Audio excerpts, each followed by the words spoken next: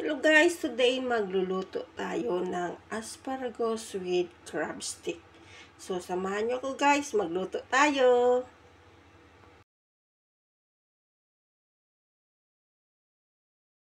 So ayan guys, ito yung aking asparagus. So ito siya.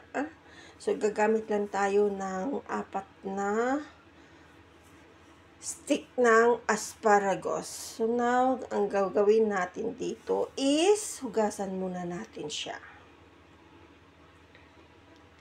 So, ayan. Ito guys is masarap to. Kahit i-blanch mo lang siya. Basta hindi lang siya ma-overcook.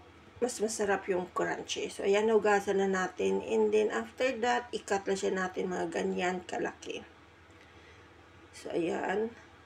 So, pag matigas yung balat niya, so, ang gagawin natin is balatan lang siya natin guys. Kunin lang natin yung matigas na balat. So, balatan natin using matalim na kutsilyo. So, ayan.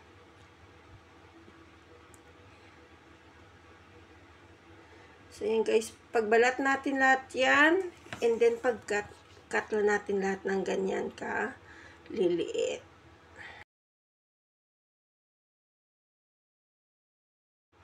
Kasi kung hindi natin balatan or ikunin yung skin na matigas, pangit siya. Hindi na yan nila makain. So, mas maigi yung matagas na balat. Kailangan natin tanggalin. Ayan.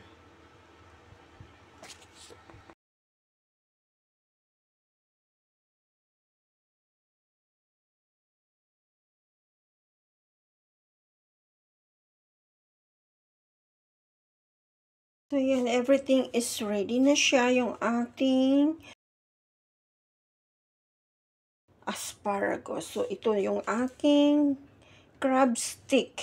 Imitation lang yan, guys. And then, frozen one. Ginger. And then, yung ating garlic. So, never mind the scallion or the spring onion on this plate. Because, that is for the other menu. So, ngayon dito lang tayo mag-focus sa aking asparagus and crab stick.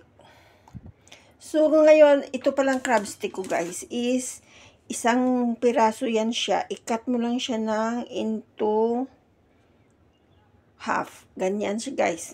Na-cut ko lang siya ng half. So, ganon. So, crab stick. So, para ang unang gawin natin is i-fry natin muna itong crab stick.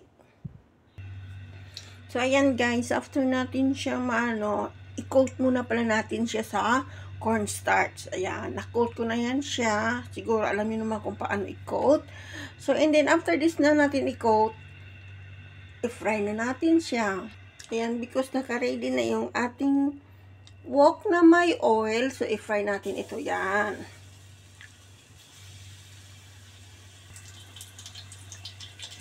Ayan. I-fry lang siya natin guys until mag-golden brown yung buong katawan ng crab stick. So, ayan sa guys. Kita nyo, basta i-coat nyo yan siya. Hindi siya naghihiwala yung crab stick at hindi siya naninikit sa kawali. And then, it's already golden brown na yan siya.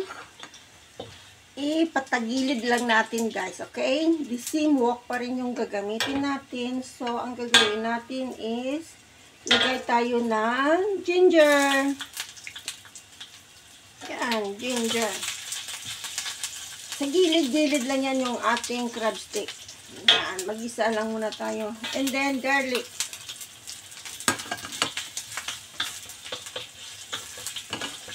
Yan.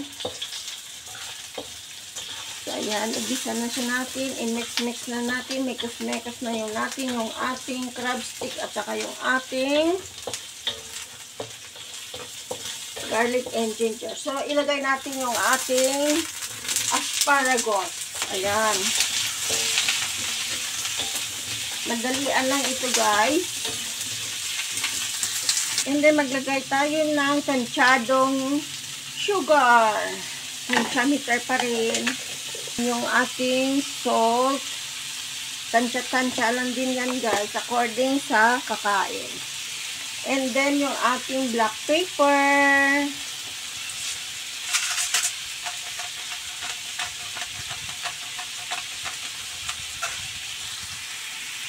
And then magdagdag tayo guys ng konting water.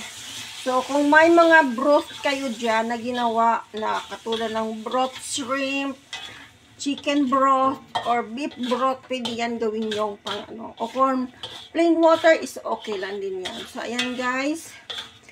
So pakuluan na natin ito hanggang mag-change yung kulay ng asparagus. Kasi gusto nila dito is yung crunchy style. So, I think this one is already done. So, ang gusto kasi nila dito guys sa asparagus is yung half cook lang siya. So, nag-change na yung kulay ng asparagus ko. So, ready to serve na to guys. Patayin natin yung apoy and then, ayan. So, ayan na siya.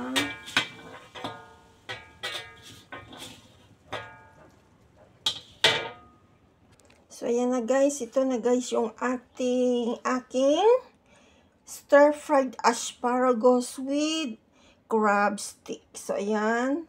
So, ayan guys. Thank you for watching and see you for my next video. And please don't forget to share and like and subscribe my channel Buhay Kusina. Thank you. Bye-bye. And see you for my next video.